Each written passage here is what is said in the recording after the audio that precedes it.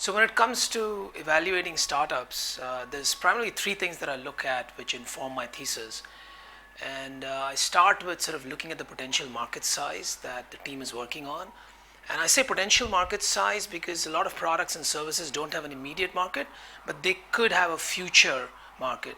And that's a very critical aspect. I like to look at industries which are potentially very large, at least in the $8 to $10 billion range, if not more.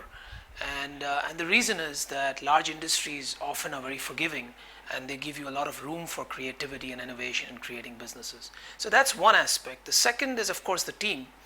And when I say team, it's not just about how qualified the entrepreneurs are, but it's also about why they're doing something, or why they've chosen to crack this particular problem, how long they've known each other, and what their chemistry is. What are the critical aspects to them as far as their personal development is concerned? So I think these are very important critical attributes, because ultimately, or a lot of times I should say, the success of an entrepreneur company is determined more by the softer aspects of an entrepreneur than really the hard sort of numbers that one is chasing. So I think that's the second aspect.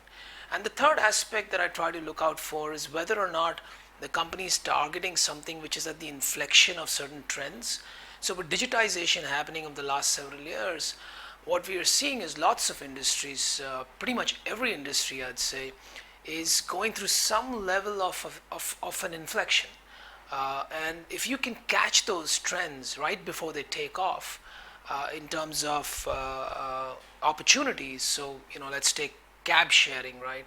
The reason it hit sort of, or I should say cab hailing, the reason it hit inflection is because you were able to get mapping technology on your phone, you were able to get GPS information, and so on. So as soon as you start to try to identify some of these inflection points, I think it can be very interesting to invest right before the curve. So I think combined, these three or four things come together to form a thesis, and then of course there's a lot of other factors that go into finally closing a deal. Okay, thank you. Okay.